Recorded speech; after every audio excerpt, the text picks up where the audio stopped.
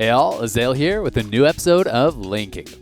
This time we're checking out how DRX's Doran used counterpick as well as some fantastic coordination and map pressure from his team to create a huge lead over FlyQuest solo at Worlds 2020. FlyQuest lock in Ornn for solo, one of the safest blind picks showing up in the Worlds meta so far. DRX have already locked in Lilia, who can contest the enemy Graves, and Senna, who can enable split pushers across the map and continue their draft with a counterpick, Jayce. In this matchup, Ornn will get pushed in, but can stabilize the matchup by stacking early armor. To make sure that doesn't happen, DRX draft Pantheon and Galio as backup for their Jayce, and plan to win the game through top lane. Doran centers his build around the 1v1. In lieu of Phase Rush, he'll go into Precision for Conqueror, Presence of Mind, Legend Bloodline, and Cut Down, with magical footwear from Inspiration and Biscuit Delivery to help with early laning. Conqueror is especially effective in the long fights you'll end up having against tanks. Cut Down is always going to get maximum value against Ornn, who will be stacking health, and Presence of Mind has great synergy with Muramana builds, where more mana equals more damage. Doran wants to maintain the push, harass the Ornn at every opportunity, and use the side brush to reset minion aggro after doing it. Jayce's lack of sustain means he has to avoid getting pushed out of lane by Ornn poke or poor trading, either Qs, brittle procs from W, or taking too much damage from minion aggro. About 4 minutes in, Graves shows up bot lane for a gank, and Doran has a window to get aggressive. As soon as Ornn uses his Q for a CS, he steps right past the pillar to jump on Ornn in melee form with a QW, saving his E until right after the Bellows Breath, knocking him back to prevent Ornn from getting his auto attack off, which would proc both Grasp and Brittle. He swaps to range form and puts in a few additional autos now that Ornn can't close the gap. The timing on the knockback is critical, as Bellows Breath grants displacement immunity, which would prevent the knockback from Jayce's melee E. Seconds later, Doran steps too close to a pillar in order to last hit a minion, and Solo immediately goes in to knock up Doran and attempts to combo him down. Staying calm, Doran knows Ornn has spent his spells and upfront damage and turns around the fight. He activates his W and gets his melee passive proc off while popping a health potion and a biscuit. He gets knocked back by Brittle proc, but uses To the Skies to close the gap, then seamlessly swaps to range form for the passive auto, reducing Ornn's armor before using an empowered Shock Blast, then immediately activating Hypercharge to follow up with his stacking Conqueror auto attacks, forcing the flash from Solo. The combo was extremely smooth and absolutely maximized the damage Jayce can do here, weaving in auto attacks at every opportunity and canceling additional wind-up time with spells immediately after autos. With flash forced and the wave pushed in, Doran resets to save his teleport, knowing the wave will group at his opponent's turret and push back towards it. Doran buys a pickaxe, refillable potion, and a fairy charm to work towards his Muramana and continue bullying the lane.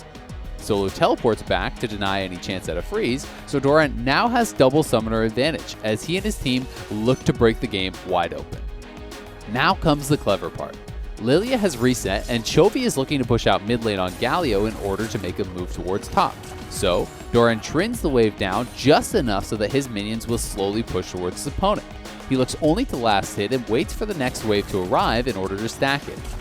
This is to have it timed out in order to reach his opponent's tower right as his mid laner and jungler are arriving top, so that you can either dive and kill him using the minions to hold aggro while you approach and set up your kill, or zone Solo off the minions, putting him at a huge gold and experience deficit. Chovy and Pyosik enter the jungle as the minions arrive at the tower, and they see Solo has intelligently backed off, anticipating the move. And as he sees his ward being swept out, he drops a pink over the wall at Gromp to track his opponent's movements, as Chovy heads back to mid lane to catch the minions PoE is pushing in. Doran now has Solo in a tough spot. He either gives up the wave completely, allowing Jayce to collect plates and missing out on multiple waves of golden experience, or risks his life to pick up the minions and try to keep the tower as healthy as possible. Doran positions past the tower to proxy the wave. He does this for two reasons: to make sure his minions are hitting the tower, not the enemy minions, and to put himself in a position to harass Solo if he tries to return to farm the wave, without being in range of the tower itself. Solo decides to push past Doran to get back to the tower and collect the minions, while Chovy has killed off his minions mid lane and is again heading back to top as FlyQuest looks for a play towards bottom lane, leaving Solo on his own. Pyosik wraps around behind Solo, posturing as though they are going to begin the dive 2v1. This makes Ornn pop his ultimate and look to fight back. Anticipating this, Doran and Pyosik both wait to hit the Ornn, allowing him to spend his ultimate and its CC without the tower attacking them at the same time.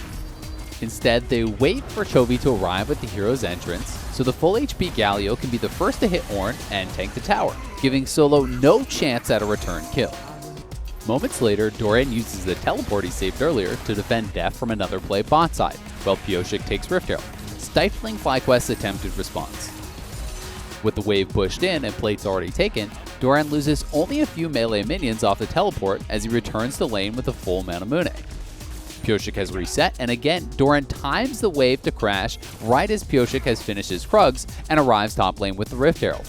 Despite avoiding the potential dive by sidestepping this World Seed, Solo's tower is already so low from the previous play he has no choice but to back off and watch his tower die to Herald. Once again, Graves is spotted bot, so Doran can escort in Shelly for a second charge on the tier 2 and maximize the value. As FlyQuest look to lane swap, Doran heads to mid lane, where Chovy is again hovering nearby to protect their strongest member. As FlyQuest engages, Galio arrives to peel for Doran, allowing them to win the 2v3 and putting Jayce at an even bigger lead. Despite the fact that Solo has held up admirably in the CS department, and at 15 was at 130 CS, Doran was still up 21 CS and had 8.1k gold to Solo's 4700, an absolutely enormous advantage. Doran helped DRX create this lead through fantastic early laning, forcing out Ornn's summoners, which DRX then followed up on with incredible team coordination, timing the dive so that Solo was in a lose-lose situation, then hammering home the killing blow with an indefensible Rift Herald, showing that just like every 0-10 Yasuo top lane you've ever played with says, top is jungle difference. Meanwhile, FlyQuest had invested all their time bot lane for 2 dragons and a measly 500 gold advantage on Wild Turtle, making them feel they had to force for the dragon's soul. Doran, however, was able to group with his team and utilize his enormous advantage to find kills across the map, push FlyQuest off their 3rd dragon attempt, and eventually close out a very clean game. As for what Solo could have done differently, well, he could have likely saved his flash had he played the early lane less aggressively, but Doran punished what was a fairly routine trade amazingly well. Perhaps he could have focused the minions earlier on the tower dive, or even tried to hold his ultimate a little bit longer. But with Galio arriving, he risked being CC'd during the window to redirect the ultimate, and even if he cleared out the minions, his wave had already been proxied. Another enemy wave was arriving shortly, and at the end of the day, it's a team game. FlyQuest simply didn't coordinate nearly as well, or get anywhere close to as much from their constant efforts bot lane as DRX did top.